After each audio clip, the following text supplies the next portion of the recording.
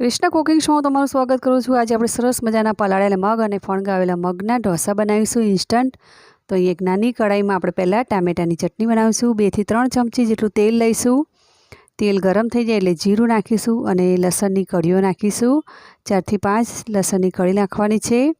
पछी લીમડીના पान नाखीशुं। पछी 1 चमची जेटली सफेद अड़दनी दाळ नाखवानी छे।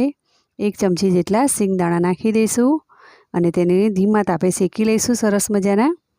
તે શેકાઈ જાય એટલે આપણે તેની અંદર 2 સમારેલા ટામેટાં નાખી દઈશું। તો તમે આ રીતે ચટણી નહીં બનાવી તો જરૂરથી બનાવજો, ખૂબ જ ટેસ્ટી લાગે છે આ ચટણી।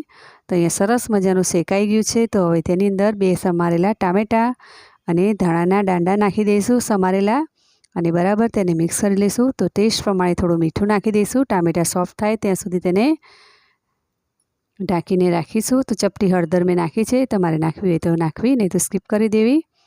પછી તેને 2 મિનિટ માટે ઢાંકીને રાખીશું। ટામેટાં સોફ્ટ થઈ જાય ત્યાં સુધી તેને થવા દેવાનું છે। તો ટામેટાં સરસ મજાના સોફ્ટ થઈ ગયા છે। તો હવે અહીંયા આપણે ગેસને બંધ કરી દેવાનો છે અને તેને ઠંડુ થવા દેવાનું છે। જો તમને મારો આ વિડીયો ગમે તો લાઇક, શેર અને સબસ્ક્રાઈબ કરજો, બેલ આઇકન દબાવજો અને કમેન્ટ કરજો। પછી આપણે ઠંડી થઈ જાય એટલે આપણે મિક્સરના બાઉલમાં તેને નાખી દેવાનું છે અને 2 થી 3 ચમચી જેટલું પાણી નાખવાનું છે અને તેને ક્રશ કરી લેવાનું છે। તો અહીંયા આપણી સરસ મજાની ચટણી થઈ ગઈ છે। તેના માટે આપણે વઘાર કરી લઈશું। 2 થી 3 ચમચી જેટલું તેલ લઈશું। તેલ ગરમ થઈ જાય એટલે જીરું અને લીમડીના પાન નાખી દેવાનું છે અને ચપટી હિંગ નાખી દઈશું। વઘારના લાલ મરચાં હોય તો નાખવા, મારી પાસે નથી। તો આપણે ચટણીની ઉપર વઘાર કરી લીધો છે। સરસ મજાની ચટણી ટામેટાની તૈયાર થઈ ગઈ છે। તો અહીંયા એક મિક્સરના બાઉલમાં આપણે ફણગાવેલા મગ અને પલાળેલા મગને આપણે મિક્સરના બાઉલમાં નાખી દેવાનો છે। 1 કપ જેટલો આપણો ઝીણો રવો નાખવાનો છે અને તેમાં 1.5 ચમચા જેટલું દહીં નાખીશું અને 1 ઇંચ આદુનો ટુકડો નાખીશું અને 1 ચમચી લીલા મરચાંની પેસ્ટ, થોડું પાણી, અડધી ચમચી જીરું નાખીને આપણે તેને ક્રશ કરી લઈશું। એકદમ તેને પેસ્ટ કરી લેવાની છે, તમે જોઈ શકો છો। પછી અહીંયા બાઉલમાં કાઢીને થોડું પાણી 1 વાડકી જેટલું નાખીને ટેસ્ટ પ્રમાણે મીઠું નાખી દેવું અને સરસ મજાનું તેને મિક્સ કરી લેવું।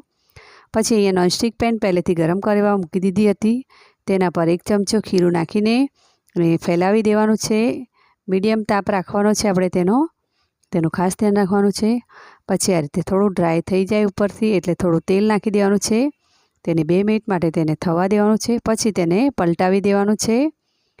આ ફણગાવેલા મગમાં આપણે ઘણું બધું પ્રોટીન અને ફાઇબર હોય છે, તે ડાયજેશન માટે ખૂબ જ સારું હોય છે। બાળકો ફણગાવેલા મગ નથી ખાતા હોતા, તેને આ રીતે ઢોસા બનાવીને ખવડાવશો તો ખૂબ જ ભાવશે તે લોકોને।